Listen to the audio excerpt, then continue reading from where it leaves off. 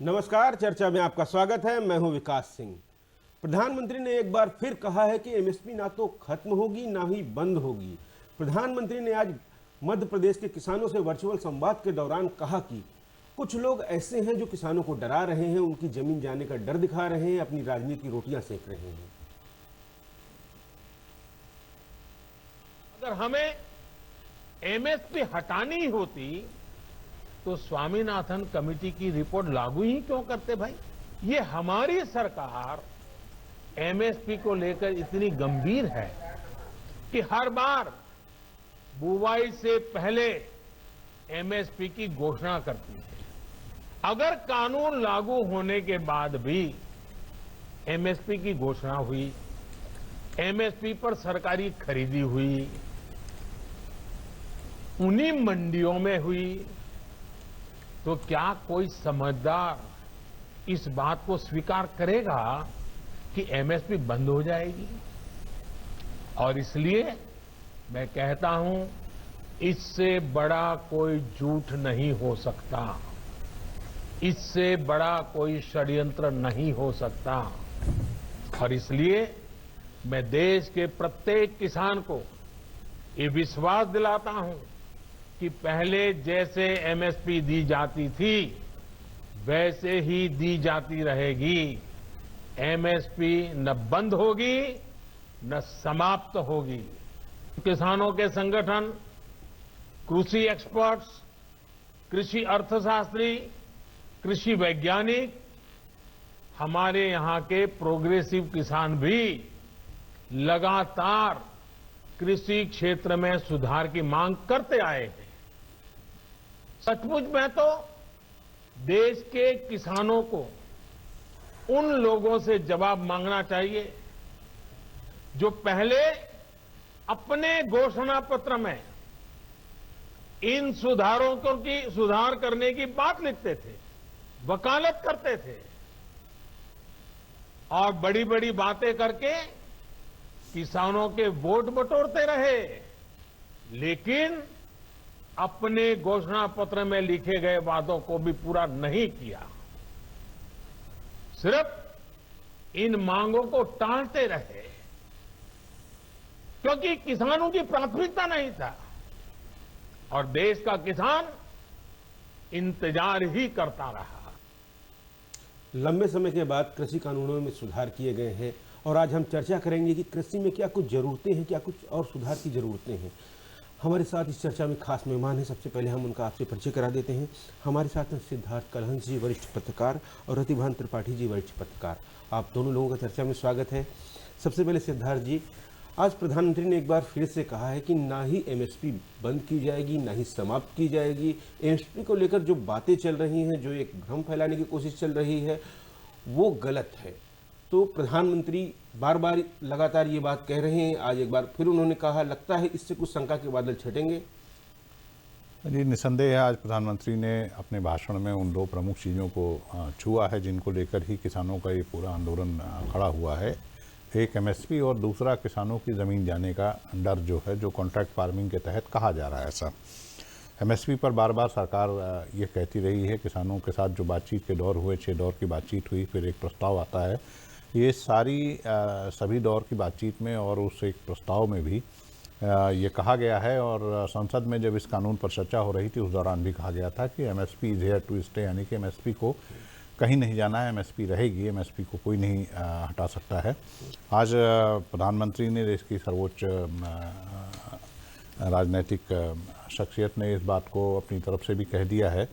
तो मुझे लगता है कि ये मैसेज तो एक साफ संदेश देने का वो किया है काम कि एमएसपी को लेकर किसी भी तरह की शक शुबह की गुंजाइश नहीं होनी चाहिए। दूसरा, कॉन्ट्रैक्ट फार्मिंग को लेकर, हालांकि कॉन्ट्रैक्ट फार्मिंग को लेकर एक हद तक ये कहा जा सकता है कि इसको लेकर किसानों के बीच में एक भ्रम की स्थिति ज़्यादा है, क्योंकि कॉन्ट्रैक्ट फार्मिंग इस कानून के आने से ही नहीं आएगी।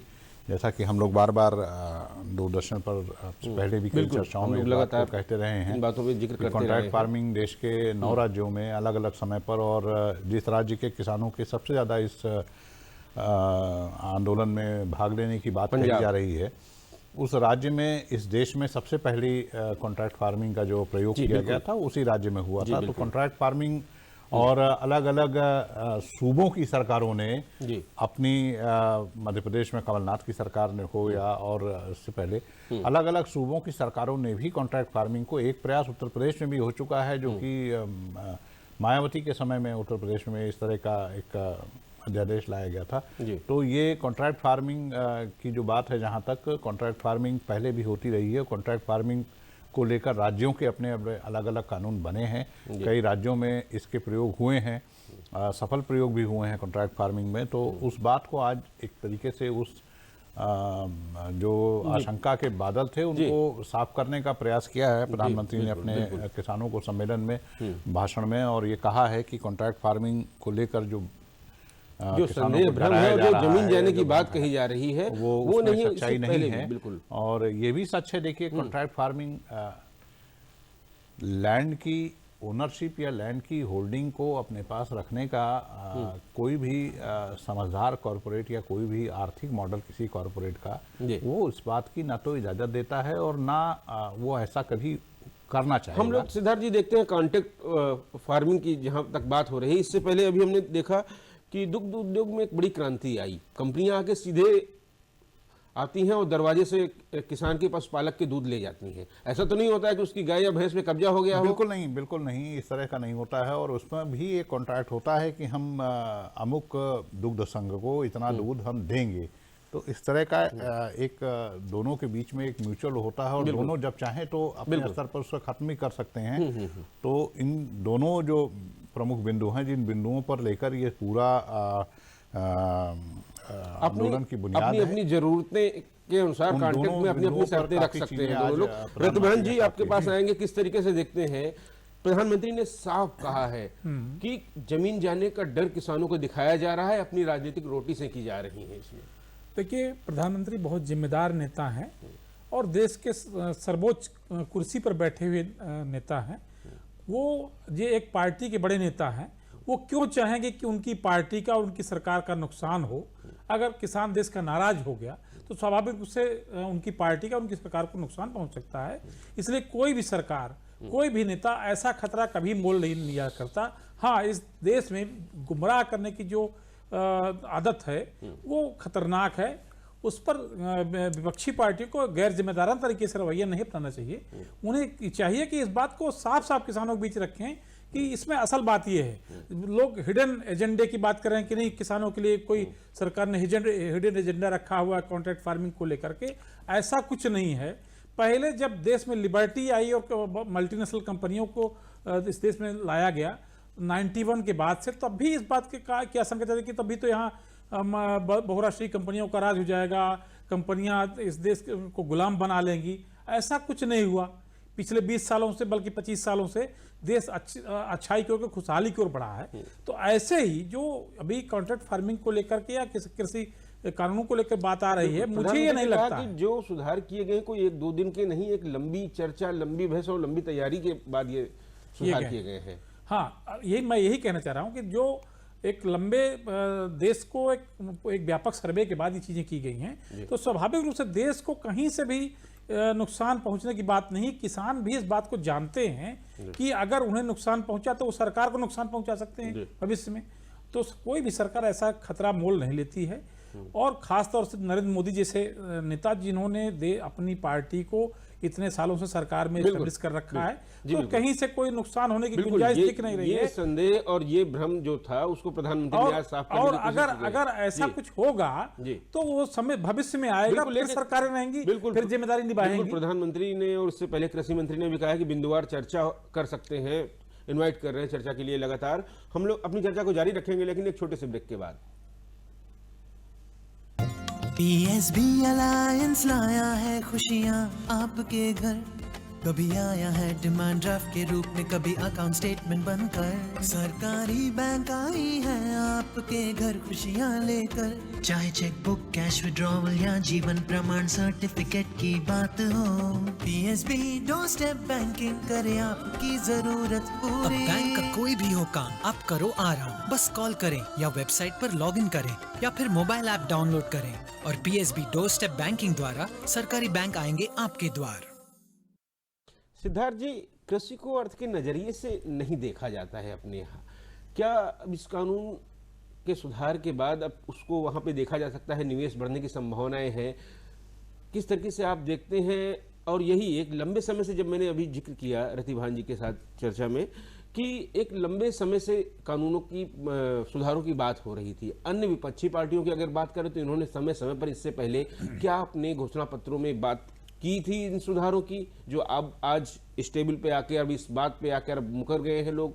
देखिए, कृषि में निवेश बढ़ाने की, किसानों को प्रतिस्पर्धी मूल्य दिलाने की और खेती को लाभकारी बनाने की, ये बातें अलग अलग पार्टियों ने अपने समय में, अपने एजेंडा में, अपनी सरकारों के रहते इन सुधारों को लागू करने के प्रयास किए, लागू करने की बात कही। आपने कहा कि कृषि में निवेश की बात, अभी हमारे देश की स्थिति ये है कि हमारा जो बजट का कुल आवंटन कृषि क्षेत्र को होता है, उसका 80% हिस्सा हमारा सब्सिडी में और रिबेट में और कंसेशंस में चला जाता है। 20% हिस्से का 14% करीब हम शोध पर खर्च करते हैं और कृषि के नवीनीकरण पर, कृषि के क्षेत्र में अन्य आधारभूत ढांचे के निवेश पर हमारे पास खर्च करने के लिए बहुत सीमित राशि बचती है। अब सवाल यह है कि कृषि में निवेश कैसे होगा, कोल्ड चेन कैसे एस्टेब्लिश होंगी, हमारा बहुत सारा उत्पाद खराब हो जाता है, वेयर हाउसेस की व्यवस्था कैसे होगी, किसान को उचित लाभकारी मूल्य कैसे मिलेगा। तो इंफ्रास्ट्रक्चर की ज़रूरत है, जिसके लिए बड़े निवेश की ज़रूरत है। उस बड़े निवेश की ज़रूरत तभी पूरी हो सकती है कि जब इस क्षेत्र को, कृषि क्षेत्र को, जैसा कि हम लोग पहले भी चर्चा में कह चुके हैं कि 1991 में शुरू हुए आर्थिक सुधार, जिनका पहला चरण 20 साल का माना गया, थोड़ा ज़्यादा लंबा हो गया क्योंकि बीच में कुछ अस्थिर दौर भी रहा। दूसरे दौर में जब हमारे यहाँ उदारीकरण, जब हमारे यहाँ जिसे कहते हैं कि निजी पूंजी का चलन, निजी पूंजी का निवेश होना है जिन क्षेत्रों में, उन क्षेत्रों में कृषि सबसे प्रमुख है, यानी कि रूरल इंफ्रास्ट्रक्चर में निवेश होना है। उस निवेश को होने के लिए आपको निवेश का रास्ता आसान करना पड़ेगा। आपको इजाज़त देनी होगी कि कोल्ड चेन स्टैब्लिश करने के लिए निजी निवेश हो। PPP मॉडल की तरीके इसमें भी कुछ देखा इसकी जा शुरुआत सकता हो है? चुकी है, ऐसा नहीं है। ये केंद्रीय स्तर पर कानून बनाकर ये जो बात कही जा रही है, इसकी शुरुआत अलग अलग राज्यों ने अपने स्तर पर करना शुरू भी कर दिया है। अगर आपको याद हो, उत्तर प्रदेश में जब निवेशक सम्मेलन हुआ है आज से 2 साल पहले, तो उत्तर प्रदेश में भी साइलोस के लिए एक बड़े इन्वेस्टमेंट का ऐलान भी हुआ था और उसकी शुरुआत भी हुई थी। हरियाणा में हुआ है, कई राज्यों में इस तरह के निवेश की शुरुआत हुई, लेकिन इसके लिए केंद्रीय बिल्कुल इन सुधारों को किस तरीके से जरूरी समझते हैं आप? और उत्तर प्रदेश के परिदृश्य में देखें, यहाँ लघु और सीमांत किसान बहुत ज़्यादा हैं, मध्यम किसान, तो किस तरीके से देखते हैं यहाँ सुधार की कितनी ज़रूरत थी? देखिए, उत्तर प्रदेश में किसानों की संख्या, लघु और मध्यम किसानों की संख्या 80% से ऊपर है। इन किसानों को वाकई इनको समृद्ध किए जाने की जरूरत है। इनको पूंजी की ताकत जब मिलेगी, वो रास्ते वही होंगे, कोई निवेश करेगा, कोई उद्योगपति आएगा, उसमें कॉन्ट्रैक्ट फार्मिंग के जरिए उनको निवेश बढ़ाएगा तो किसानों को लाभ होगा। हाँ, इसमें ऐसी कोई शर्त नहीं होगी। मुझे नहीं लगता कि कोई किसानों की जमीन अपने गिरवी रख लेगा, कोई किसानों को ऐसा लाभ दे देगा जिससे कि बहुत बड़ा नुकसान पहुंचा देगा, जिससे कि उनको क्षति हो जाए। जब सरकार सुधार करे, किसानों की आर्थिक उन्नति हो, उनकी आमदनी दोगुनी हो। सरकार ने पहले भी कहा कि हम 2022 तक उनकी आमदनी दोगुनी करना चाहेंगे, और उस पर जो सुधार कानून लागू किया, तो सरकार ऐसा क्यों करना चाहे कि नहीं उनकी जमीन गिरवी चली जाए, उनको नुकसान पहुंचे, तो क्या वो अपने ऊपर क्यों आरोप लेना चाहेगी? ये भ्रम फैलाए जा रहे हैं। मुझे लगता है जहां से जिन राज्यों में ज्यादा आंदोलन हो रहा है, उन राज्यों में कुछ ऐसे लोग सक्रिय हैं जो जिनको दलाली कल्चर के जरिए कागे को आ रहे हैं। तो शायद वो उस तरह के भ्रम फैलाने वाले लोग हैं। उनसे उन बातों का, उन समस्याओं का समाधान सरकार को और उनकी पार्टी को समय पर किसानों के बीच जाकर करना ही चाहिए। इसी से चीजें साफ होंगी और किसानों के समृद्धि का रास्ता भी आगे की ओर बढ़ेगा। आगे की ओर बढ़ेगा। बिल्कुल, हम अपनी चर्चा को जारी रखेंगे, लेकिन हमें एक लेते हैं छोटा सा ब्रेक। ब्रेक के बाद चर्चा जारी रहेगी। भैया मुझे इंजीनियरिंग कॉलेज में एडमिशन मिल गया। Wow, that's great. अब आप जल्दी से आ जाओ, डिमांड ड्राफ्ट बनवाना है फीस के लिए। समझो मैं आ गया। 1 मिनट।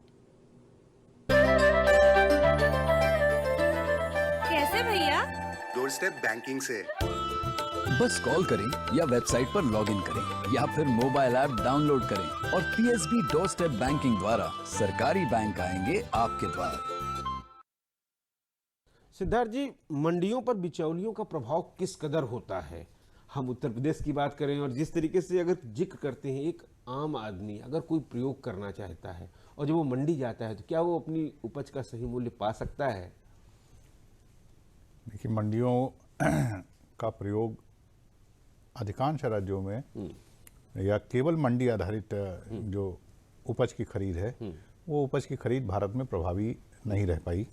उसके बहुत से कारण हैं। एक आपने बड़ा कारण बताया कि बिचौलियों का, ये सच बात है, और इसका सबसे ज़्यादा नुकसान उठाते हैं वही जिनकी जिक्र अभी रजभान जी ने किया था कि छोटे और सीमांत किसान जो हैं, जिनके पास उपज बहुत ज़्यादा नहीं होती है, जो जिनको नकदी की तुरंत आवश्यकता होती है और जो बहुत ज़्यादा दबाव नहीं झेल सकते हैं, तो ऐसे लोगों के सामने ज़्यादा ये समस्या आती है। और ये एक बड़ा कारण रहा है कि समय समय पर, यहाँ मैं फिर कहना चाहूँगा कि आज जिस निजी क्षेत्र को किसान की उपज की खरीद की छूट देने की बात कही जा रही कि ये कानून उसका रास्ता आसान करेंगे, ये प्रयोग भी इससे पहले की जो सरकारें रही हैं अलग अलग राज्यों में, खुद हम लोग जहाँ बैठे हुए उत्तर प्रदेश में, इस तरह के प्रयोग हुए हैं उत्तर प्रदेश में और किसानों ने उसको हाथों हाथ लिया है। तो जाहिर सी बात है कि किसानों को संतुष्टि मंडी की पहले से चली आ रही व्यवस्था से कहीं ज़्यादा इस तरह की खरीद में मिली होगी। पहले ऐसा होता था कि जो कॉरपोरेट घराने या जो बड़ी कंपनियां आती थीं उत्तर प्रदेश में, 3 इस तरह की कंपनियों ने खरीद की है पूर्व के शासनकाल में, उनको मंडी लाइसेंस मिलता था और एक लाइसेंस के आधार पर उनको खरीद की छूट दी जाती थी। इस चीज को अब एक देशव्यापी बनाए जाने की बात है। टारगेट करके थोड़ा सा रिस्क लेने की कोशिश करता है, अगर जाता है मार्केट, क्या रिस्क उसके लिए वो रिस्क ही हो जाता है, फिर शायद उसके बाद वो रिस्क ना उठा सके। देखिए, इसमें कोई रिस्क की बात नहीं है। इसमें प्रश्न ये है कि अगर एक बल्क कंज्यूमर जो है, मैं उन आटा कंपनियों को या दाल कंपनियों को या उन तेल कंपनियों को जो कि बल्क कंज्यूमर हैं, जो कि कृषि का उत्पाद खरीदते हैं फिर उनको प्रोसेस करके बाजार में लाते हैं, अगर उन्हें सीधी खरीद इंटरमीडियरी के बजाय, बिचौलिए के बजाय अगर उनको सीधी खरीद की इजाजत मिलती है, तो इस बीच में तमाम इंटरमीडियरी को दिया जाने वाला कमीशन, बहुत सारी चीजें बचती हैं और वो पैसा सीधे ट्रांसफर किया जा सकता है। ये व्यवस्था कई जगहों पर बनाने की कोशिश की गई जिसके सकारात्मक परिणाम निकले, और जैसा अभी रतिभान जी कह रहे थे कि कई बिंदुओं पर विचार विमर्श के बाद, कई चीजों को का आकलन करने के बाद इस तरह की व्यवस्था की जा रही है। रतिभान जी, किसान कितनी भी मेहनत करे लेकिन अगर भंडारण नहीं होता है तो उसको नुकसान उठाना पड़ जाता है। ऐसे समय में जब कॉन्ट्रैक्ट फार्मिंग की बात हो रही है तो लगता है कि जो है अब स्थानीय स्तर पर कुछ निवेश होगा, कुछ ऐसी चीजें होंगी, बदलाव होगा। क्योंकि इतना बड़ा बदलाव एक संभव नहीं है कि इतनी उम्मीद लगाई जा सके कि गवर्नमेंट आके और जगह जगह इतना सब हो जाए, क्योंकि हमको बाजार की तरफ जाना ही पड़ेगा और ज़रूरतें हमारी ज़्यादा हैं, उम्मीद हमारी ज़्यादा है, किसानों को आय दोगुनी करनी है, तो ऐसे में हमको आगे बढ़ना ही पड़ेगा और उसी राह में हम आगे बढ़ रहे हैं। देखिए, जब प्रधानमंत्री ये ने आज स्पष्ट किया है कि एमएसपी बंद नहीं होगा, एमएसपी समाप्त नहीं होगा, एमएसपी जारी रहेगा, तो फिर किस बात का शक है? शक ही जो वो किस बात का रह गया जब प्रधानमंत्री ने ये बात कह दी है? क्या वो अपनी बात से मुकर जाएंगे या कभी किसी ऐसी बात से मुकरे हैं कि उन्होंने कहा है फिर मुकर गए हों? तो जब पिछले 6 सालों में उन्होंने जो कुछ भी वायदे किए उनसे मुकरे नहीं हैं, तो स्वाभाविक रूप से एमएसपी के वादे पर भी नहीं मुकरेंगे, नंबर 1।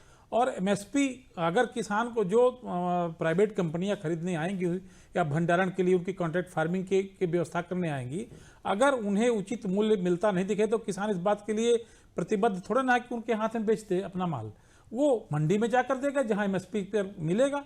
तो जैसे अभी वो उसको समस्या हो रही है मंडी में पहुंचाने में, बाद में कम होगी इसलिए कि मंडियां भी लगेंगी। जब बीज का कोई आदमी खरीद रहा है तो आखिर वो क्या करेंगी?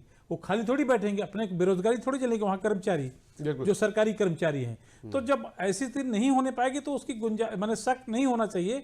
लेकिन अब ठीक है कि राजनीति है, राजनीति में शक तो प्रतिभान जी, स्वभाव की आपने बात होती है। बुंदेलखंड को भी एक लंबे समय तक कवर किया है, वहाँ का किसान बड़ा गरीब माना जाता है, तो लगता है उसके लिए उम्मीद ज्यादा है, उसके लिए जरूरी है कि देखिए, उसको कुछ किया जाए। बुंदेलखंड में ही असल में सर्वाधिक सीमांतर लोग किसान हैं। बुंदेलखंड में बड़ी जोत के किसान भी हैं, लेकिन उनकी संख्या कम है। और बुंदेलखंड में तमाम समस्याएं हैं, तमाम चीज़ों का अभाव है, सिंचाई की समस्या गंभीर है। अब इधर सिंचाई की समस्या बड़ी है, सोलर पंप पड़े हैं, इधर नहरें विस्तार हुआ है थोड़ा, तो अब वहाँ के किसानों के लिए गुंजाइश बढ़ी है, उनको मूल्य मिलेगा ज्यादा तो उन्हें फायदा होगा। लेकिन हमें इंतजार करना चाहिए उस वक्त का। अगर कहीं कोई हमारे गड़बड़ी होती है तो आंदोलन के लिए कोई भी किसान या कोई भी संस्था या कोई भी संगठन स्वतंत्र है, लेकिन बिना जाने कोई भ्रम पैदा कर देना, बिना वजह बिचौलियों के मार्फत आंदोलन करना, ये उचित नहीं लगता है। हो सकता है कि मैं जो कह रहा हूं वो कुछ लोगों को लग रहा हो कि नहीं मैं जानबूझकर ऐसी बात कर, लेकिन सच यही है कि पहले जो चीज आ रही है उसको हम समझे तो देखें तो उसका अनुभव तो करें। बिल्कुल। सिद्धार्थ जी, प्रधानमंत्री ने कहा कि स्वामीनाथन कमेटी की जो सिफारिशें उनको हम लागू कर रहे हैं। इससे पहले की सरकारों ने उसे ठंडे बस्ते में डाल दिया था, क्या कुछ खास था, कितनी महत्वपूर्ण थी किसानों के लिए वो चीजें? देखिए, प्राइमरली स्वामीनाथन कमेटी की रिपोर्ट कृषि के लागत मूल्य का निर्धारण और कृषि के एमएसपी के निर्धारण दोनों के में पेरिटी की बात करती है कि लागत का 1.5 गुना खेती में कैसे मिले और ज़्यादा से ज़्यादा चीज़ों के दाम बाजार दामों के हिसाब से कैसे तय हों। बढ़ाते बढ़ाते पहले आपको अगर याद हो कि हम कुछ ही ऐसी उत्पाद थे कृषि के जिनको एमएसपी के दायरे में लाया जाता था। आज की तारीख में 23 या 26 उत्पाद हैं जिनको एमएसपी के दायरे में लाया गया। दूसरा, एमएसपी के लगातार वर्ष दर वर्ष एमएसपी को बढ़ाते बढ़ाते अगर आप देखें तो पिछले कुछ वर्षों में एमएसपी वो 70 से 80% अलग अलग उत्पादों में बढ़ी है। स्वामीनाथन आयोग की रिपोर्ट कोई ऐसी समग्रता में एक साथ एक झटके में लागू किए जाने वाली नहीं थी। वो अलग अलग चीज़ों को छूती है और उसको चरणों तरीके से लागू किया जा सकता है, जिसके कुछ हिस्सों की बात प्रधानमंत्री ने कही है अभी कृषक सम्मेलन में और इससे पहले भी जब से ये आंदोलन शुरू हुआ है और नए कृषि कानून पास हुए हैं उसके बाद से कि हम स्वामीनाथन आयोग के कौन कौन से बिंदुओं को लागू कर रहे हैं। ये सच बात है कि जिसका आरोप बार बार लगाया जा रहा है कि इससे पहले की सरकारों ने भी इसी तरह के चीज़ों को लागू करने की बात कही थी, लेकिन ऐसा साहस नहीं किया था। तो ये सच बात है कि स्वामीनाथन आयोग जिसने बनाया, स्वामीनाथन आयोग की रिपोर्ट जिसके समय में आई, वो लोग इस तरह का साहस नहीं कर सके। बात इस सरकार ने स्वामीनाथन आयोग के रिपोर्ट के कुछ ऐसे अहम बिंदु थे जो किसानों से सीधे संबंध रखते थे, उनको लागू करने का काम किया है। प्रतिभान जी, बिल्कुल, इन सुधारों की कितनी अहमियत है, कितनी जरूरत थी समय की? देखिए, जब सरकार ने इस बात का वायदा किया है कि हम किसानों को उनकी लागत का 2 गुना मूल्य दिलाएंगे, उनकी कृषि उपज की आमदनी 2 गुनी करेंगे, तो स्वाभाविक है कि स्वामीनाथन कमेटी की रिपोर्ट लागू करनी जरूरी थी। ये समय था और ये साहस करना पड़ा, कोई ना कोई तो कदम उठाता। नरेंद्र मोदी जी चूंकि ऐसे साहसी कदम उठाने के लिए माने जाते हैं तो उन्होंने उठाया और हमें इस बात को देखना चाहिए, ट्रायल के तौर पर देखना चाहिए। हमें रतिमान जी आगे बढ़ना है। जैसे प्रधानमंत्री जी ने कहा कि टेक्नोलॉजी ऐसे ऐसे आई है, सीधे खाते में पैसा पहुंच रहा है, तो अब बिचौलिए धीरे धीरे कम हो रहे हैं। तो असल संकट वहीं पर बात जाके घूमती कि बात बिचौलियों पर ही आके टिक रही है। आंदोलन को जैसा कहा जा रहा है कि पंजाब और हरियाणा में, खासतौर से पंजाब में बिचौलिए ज्यादा सक्रिय थे और वही आंदोलन को ज्यादा हवा दे रहे हैं, क्योंकि उनको उनका मुनाफा कम होने की गुंजाइश दिखने लगी है, तो वो आंदोलन का हवा दे रहे हैं। हालांकि ये नहीं कह सकते, किसानों को एकदम खारिज नहीं कर सकते हैं। उनकी बात सरकार को सुननी चाहिए और सरकार सुन भी रही है। सरकार इस बात को आश्वासन दे रही है। तो मुझे नहीं लगता कि सरकार अगर ऐसा किसानों को की हितैषी नहीं है। अगर ऐसा होगा तो भविष्य तो आगे बढ़ा हुआ। समय के साथ किसानों को भी सुधार की जरूरत थी। इन सब चीजों की आगे कृषि कानूनों में जो बदलाव कहे गए हैं वो समय की जरूरत है, इससे किसानों का फायदा ही होगा। आज इस महत्वपूर्ण चर्चा में आप लोगों ने भाग लिया, इसके लिए आप लोगों का बहुत बहुत आभार। तो इसी उम्मीद के साथ कि आने वाले समय में हमारे देश का किसान प्रगति करेगा, उन्नति करेगा और हमारा देश भी उन्नति करेगा। आज के कार्यक्रम में बस इतना ही। नमस्कार।